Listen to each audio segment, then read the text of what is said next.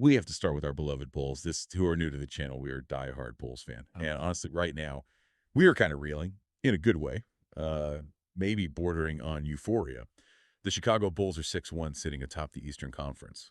Seriously, if you told me this a few weeks ago, I might have questioned your sanity a little bit. But okay, bias aside, today's mission is pretty crucial. We're doing a deep dive into 3 big stories, really context-heavy stuff, defining these early weeks of the NBA. We've got to figure out how much of this Bulls thing is real, how much is just, early season hype, and the same for the drama out west. What's noise and what does the source material actually tell us about where these teams are headed? Yeah, that's exactly the right lens. Look, early season fireworks often strip away all the off-season talk, don't they? It shows you, like right there in the data on the game film, which teams are built to adapt to show some resilience, and which ones are maybe buckling under the weight of issues that have been there for a while. Organizational, cultural, maybe even physical stuff.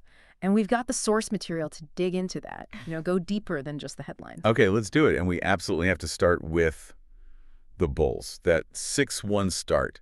It feels almost impossible. Yeah. But that comeback win against Philly, against the 76ers, that felt like more than just a win. It felt like they found something, an identity. Oh, it was a statement for sure. And to really get the weight of it, you got to look beyond the final score. You got to look at how it started. The Bulls were, by all accounts, just getting embarrassed in that first quarter. Oh, yeah. Down 24 points. It was 45-29 after 1. Sources literally said they were getting punked, just physically handled by Philly, who came out firing. I was watching that first quarter, and it honestly felt like they were about to roll over. Flat defensively, Maxey getting whatever he wanted, Embiid setting up shop. It looked like one of those nights. The lack of fight early on was, frankly, infuriating. But then the turnaround, it was seismic. And crucially, it wasn't really about the offense suddenly catching fire. It was a fundamental shift after that first quarter. They changed up assignments. The effort level just visibly spiked. And they just plain outworked the Sixers across the board for the next 3 quarters. That defensive toughness, that's the new foundation they're talking about. Holding Philly to just 36 points in the entire second half. 36 points total in 2 quarters. Against that offense with Embiid. Mm. That's elite stuff. Grinding defense. It is. And it's worth looking at how they did it, right? First quarter, it was mostly standard drop coverage on the pick and roll. Too easy for Embiid short rolls, too much space for Maxey pull-ups. Second half, they started trapping Maxey hard, way out high. Aggressive rotations behind it, forcing the ball out of his hands, making the other guys beat them. And that collective effort, that swarm, it led to just clamping down on the Stars in the fourth quarter. Yeah, the job they did on Philly's main guys down the stretch was unbelievable. Maxey was cooking early, right? Absolutely. Fourth quarter. Held him to 2 of 8 shooting.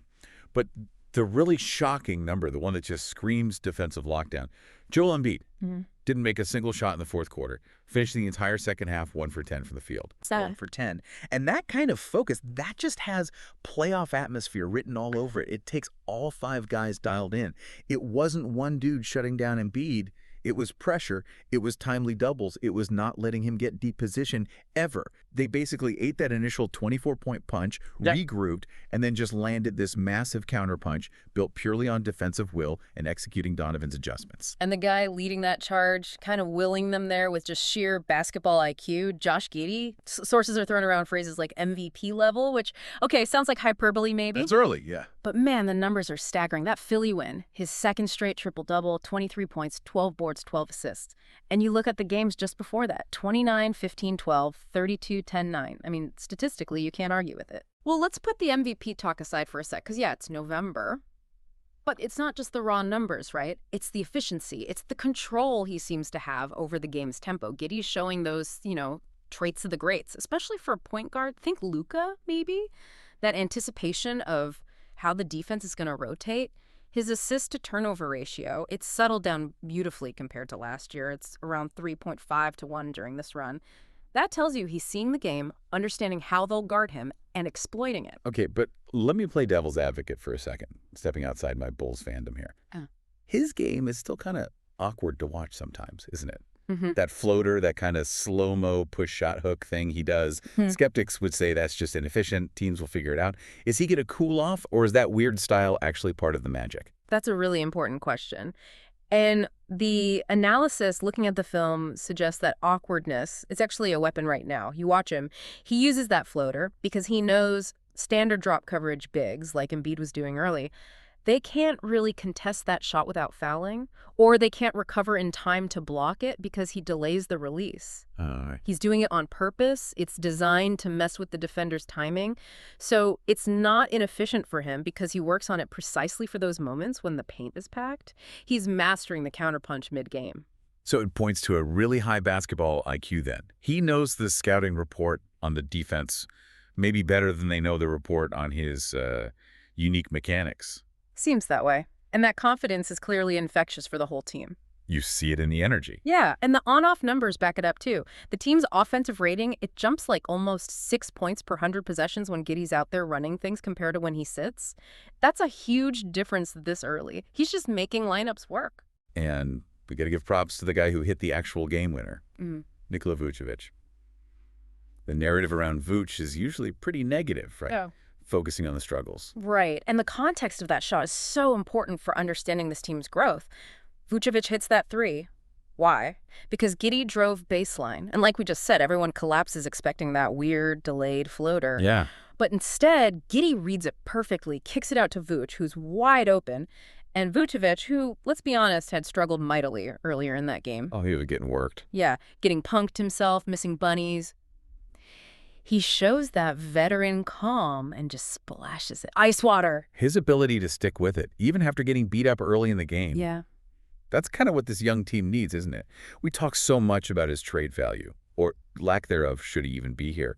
But that sticky veteran presence, as the sources call it, seems vital. Yeah, that phrase, sticky veteran presence. It kind of means two things here, I think. First, yeah, his contract is guaranteed, tough to move right now, so he provides a certain stability even if his scoring goes up and down. But second, just his gravity as a vet that allows Giddey room to operate. Vooch sets hard screens, he bangs for rebounds, and crucially, he stays locked in defensively even when his shot's not falling. He had a couple huge defensive boards and a key block in that second half comeback.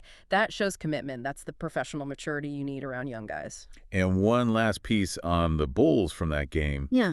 The growth moment for Modest Briselis. He started that game rough. Oh, yeah. Disaster class early on. Kelly Oubre Jr. basically put a target on his back immediately. Oubre was on fire. He cooked Briselis physically, psychologically. Got him pulled twice in the first quarter. Briselis looked slow, lost, just totally overwhelmed. And then Billy Donovan, by all accounts, absolutely lit a fire under him in a timeout. Like a real challenge. Focus up, compete. That's the moment you look for, right? Player development 101. We should detail that interaction a bit. Apparently, after Oubre hit another tough jumper over Briselis in the third, Oubre kind of stared him down, challenged him right there on the court. Ooh. Yeah. And that's where a young player either shrinks or steps up. Briselis stepped up. Sources say Donovan told him point blank, adjust your footwork, stop biting on the pump fakes, stay lower, wider. And the result after that, Yeah. they're getting called out by the coach and the opponent. Immediate turnaround defensively. After that moment, Oubre basically went cold. Briselis locked in on D, forced Oubre to pick up his dribble, pass out of shots, just made his life difficult. He didn't just survive the rest of the game. He neutralized a key scorer. And those moments where a young guy gets humbled, takes the coaching, adjusts on the fly, and punches back. That's exactly what you need from a guy they expect to be a key two-way player. That whole comeback, yeah, Giddey was great, but it was really about collective defensive will. And Briselis' turnaround was the perfect example of that. All right, so from the surprising top of the East, let's swing over to the Western Conference. Another big storyline brewing there with the New Orleans Pelicans. They finally got their first win, a squeaker against Charlotte, 116-112. And man, they needed that pressure release because it came right alongside some pretty anxiety-inducing news about their main guy. Yeah, this transition really highlights the contrast, doesn't it? Bulls finding resilience. Pelicans immediately snapped back into that familiar organizational anxiety. The bad news, Zion Williamson, diagnosed with a grade 1 left hamstring strain. And just hearing Zion and hamstring strain in the same sentence, it just carries so much extra weight, doesn't it? It really does. Look, a grade 1 strain, technically it's the mildest kind. For most guys, you're looking at maybe 7 to 10 days, rest, rehab, reevaluate. So minimum 4 games missed for Zion based on the reevaluation timeline. But, and this is the huge but with him, given his history, given his unique physique and explosive power, these things tend to linger. They become chronic. Recovery times often stretch way beyond that initial projection. And this was supposed to be the year, right? He came in looking great, best shape of his career, they said. And then here we go again. It creates this exhausting sense of déjà vu, as one source put it. The team, the fans, they just keep reliving this cycle. So why is this one, even though it's mild, still so concerning? Because hamstring issues are just notoriously tricky, especially for athletes who rely purely on that explosive force. When someone with Zion's mass strains that muscle, the forces involved are just immense. It makes re-injury super common if the underlying strength isn't like perfectly rebuilt. So it halts momentum, kills morale a bit, throws cold water on their playoff hopes, especially since they kind of bet on his availability when they moved other key pieces in the past. Yeah, and he was playing well too. Through 5 games, what was it, like 22.8 points, almost 7 rebounds, over 4 assists. He's their advantage creator. Without him, generating easy offense is just a struggle. A massive struggle, which is exactly why that win against the Hornets, without him finishing the game, was so important. It showed they aren't completely sunk, at least not immediately, and his absence kind of forced the spotlight onto a rookie hero, Derik Queen. Yeah, Queen. Hadn't playing huge minutes, then steps into the fire and delivers. Well, kind of unbelievable line, especially given the circumstances. Phenomenal is the word. Only played 18 minutes. Yeah. But look at the stats. 12 points, 8 rebounds, 7 assists, and 4 steals. 7 assists from the rookie big man. 7 assists. Led the team, often initiating from the high post, even pushing the brook himself. He was the difference late in that tight game. This is exactly why people were whispering Zion insurance when they drafted him, right? Even though his game is different, less force, more finesse, that playmaking ability from the front court, it's critical when Zion's out. Absolutely critical. The Pels' big problem has always been creation outside of Zion, just bulldozing his way to the rim. Queen provided it instantly. He fits that modern passing big mold, you know, maybe Shunguin, but potentially with more defensive versatility. He showed great vision, making skip passes, hitting cutters, really impressive poise. And it wasn't just the offense, right? His impact on the glass, defensively, it felt immediate. That's where the numbers get really interesting. So first half, Charlotte was just killing them on the offensive boards. Their offensive rebound rate was like 40%, grabbing 4 out of every 10 misses. Wow. Yeah. Queen comes in, and his presence just flips that dynamic. In the fourth quarter alone, his defensive rebound rate was 36.4%, just to put that in perspective. That single quarter rate is higher than Jonas Valanciunas' best season averages for defensive rebounding percentage. For a rookie, that's incredible positioning, motor, timing. He just looked active out there, making plays off the dribble, putbacks, even had a coast-to-coast finish, I think. Yeah, and apparently even his couple of turnovers were seen as good turnovers by the staff. Like an ambitious pass that didn't quite connect. Not just careless mistakes, shows he was being aggressive, trying to make plays, not shying away. Which has to be a massive sigh of relief for the front office, considering they gave up potentially a very high pick to get him. Huge relief. They bet big on him. If he can consistently provide this kind of stabilizing impact, it makes that trade look a whole lot better. It makes giving up that future pick less painful. Now, Queen was the hero, but got to give credit elsewhere, too. Yeah. Jose Alvarado was fantastic off the bench. Alvarado was great. 18 points, 6 assists, and a team high plus 21. Just classic Alvarado energy and impact. And Trey Murphy III finally seemed to wake up offensively. Yeah, Murphy needed that. 21 points, hit 5 threes. Looked way more engaged than he had been. Coach Willie Green also deserves credit, right? He saw what was working, rode the hot hands of Queen and Alvarado down the stretch instead of just sticking with struggling starters. Good point. And solid minutes from Saddiq Bey. Even Carlo Makovic chipped in nicely off the bench. Yeah, Makovic had 13 and 6 with 4 offensive boards. Yeah. Unexpected production.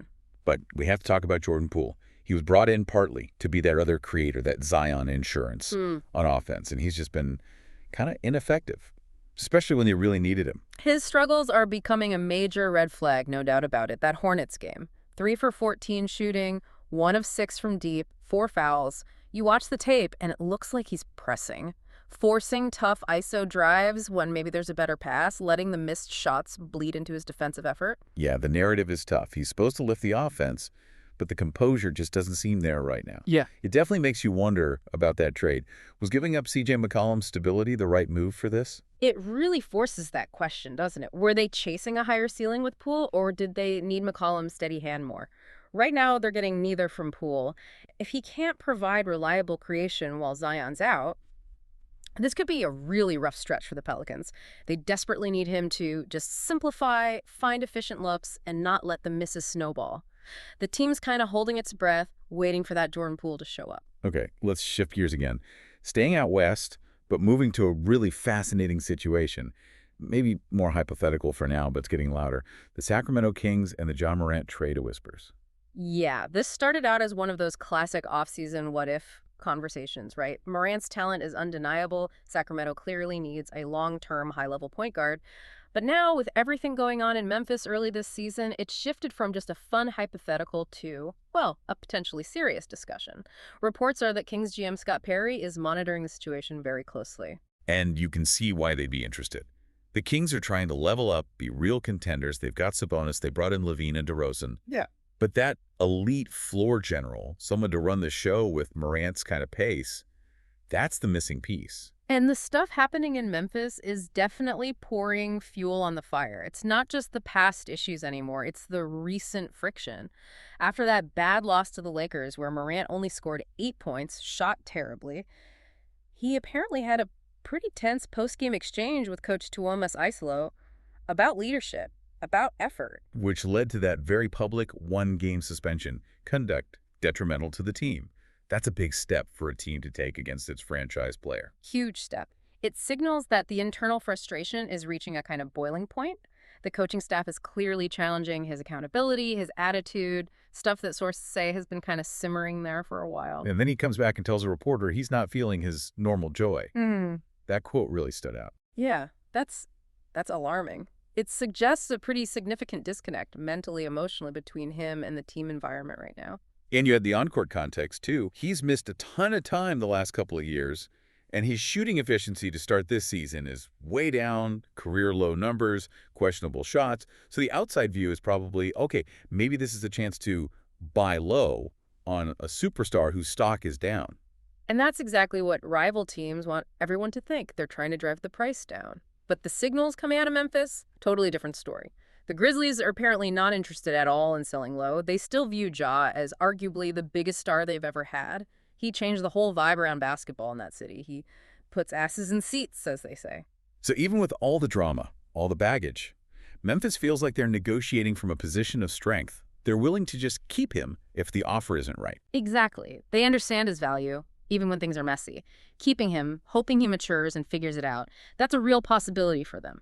Because when he is right, he's easily a top 20 guy in the league, all NBA talent. The Grizzlies win like 60% of the games he plays. That kind of star power means Sacramento can't just treat this like picking up damaged goods cheap. Okay, so if it's not buying low, what's the reported price? What's the Kings' ransom Memphis is apparently asking for just to start the conversation? Yeah, the hypothetical package being floated, according to sources, it's incredibly steep, requires major sacrifice now and later. The starting point is, apparently, DeMar DeRozan, Malik Monk, and 3 first-round picks. Oh, wow. Okay. DeRozan, Monk, and 3 firsts. That's gutting your depth and mortgaging a huge chunk of your future. And one of those picks is apparently the absolute deal-breaker for Memphis. They must have the Sacramento 2026 first-round pick. The Kings' own 2026 pick. Their own pick.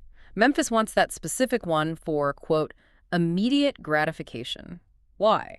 Because that 2026 draft class is already projected by scouts to be loaded. Historically strong, maybe franchise-altering talent deep in the lottery, partly due to some changes in player development pipelines. Getting that specific pick lets Memphis hit the reset button with high-end draft capital, almost regardless of what happens between now and then. Man, that 26 pick. Yeah. That's got to be the sticking point for Sacramento, right? They've worked hard to control their own immediate draft future.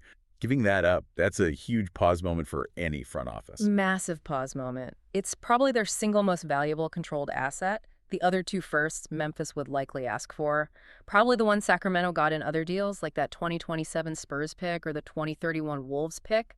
That way Sacramento keeps some future flexibility if the Morant thing blows up, but they still pay a massive price up front. Okay, let's unpack the players involved.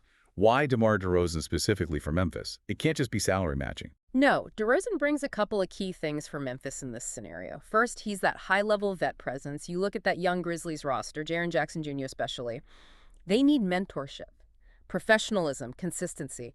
DeRozan provides that. He could stabilize them, keep them competitive enough to maybe sniff the plane, keep things from totally bottoming out. So not just salary filler, but like An organizational stabilizer for a year or two. Exactly. But maybe even more importantly, the second thing is his contract. It's essentially expiring or easily movable soon. That lets Memphis wipe the slate clean financially much faster than if they took back, say, a younger guy on a big long-term deal. DeRozan fits their need for a vet leader and gives them maximum flexibility for that 2026 reset. It really sounds like Memphis has a very clear plan if they do trade him. Get the high-end young assets for a draft reset, bring in a solid vet to keep things afloat, and mentor JJJ. That seems to be the thinking. They know free agents aren't lining up to sign in Memphis historically. Their path is trade and draft. This package gives them the picks, the reset button, and a respected vet. They apparently have zero interest in swapping Morant for another player with issues like Zion, for example. They see that as just trading problems. Okay, but back to the Kings. This trade means giving up their best pick, other future assets, key players. It's the definition of pushing all your chips in. High risk, high reward. It's a profound risk, and ultimately it comes down to a major test of the Sacramento Kings' internal culture. Sources emphasize that Morant, deep down, isn't seen as a culture killer. Right. He's not malicious, not trying to get coaches fired, not deliberately disruptive. He's described as just supremely talented, but someone who struggles with frustration, struggles with accountability. And that's the key word, isn't it? Accountability. How do the Kings gauge if their culture can handle that? Well, the trade probably only makes sense if Sacramento feels like they have a really strong structure in place. That means, one, a respected coach like Mike Brown who can demand professionalism without pushing him away. And two, maybe more importantly, a locker room that can police itself. Guys like Sabonis, like Levine, they'd need to be willing and able to step up and say, look, Ja, you're our guy. We need your talent, but this is how we operate here. So if the Kings' goal is simply win now, be a tough out in the playoffs immediately. Morant's talent, assuming he's healthy and focused, could definitely get them there. But the price that Kings ransom and the massive culture test they'd be taking on, you can see why this is such a huge, potentially franchise-altering decision they're weighing. Absolutely. That steep price tag, the 3 firsts, including their own 26th pick, that reflects Memphis knowing just how valuable Morant's star power is, even with the noise. Sacramento has to look in the mirror and decide, do we really believe our organization, our leaders, or vets can handle this kind of volatile talent successfully? That decision, if they make it, will shape the next 5, maybe 10 years for the Kings. So it leaves us with these huge questions hanging over the early season, doesn't it? Can the Bulls sustain this? Is this defensive grit, this Giddey-led charge real? Or will tougher competition expose them? Can the Pelicans navigate yet another Zion injury saga? Is Derik Queen's emergence enough to keep them afloat while Poole figures things out? It feels like constant survival mode down there. And then the big one. Should the Kings risk their carefully built culture and their future draft capital for the immense talent and immense risk of Ja Morant? Or is preserving what they have the smarter play? Which of these storylines, the Bulls' surprising rise, the Pels' familiar struggle, or the Kings' massive hypothetical gamble, do you think will ultimately have the longest lasting impact on the league this season and beyond? Something to chew on. Thank you for listening. Please comment notes, like, subscribe if you're on YouTube, Spotify. Please leave a 5-star review. It will help the channel grow. Until next time, please check our previous episodes.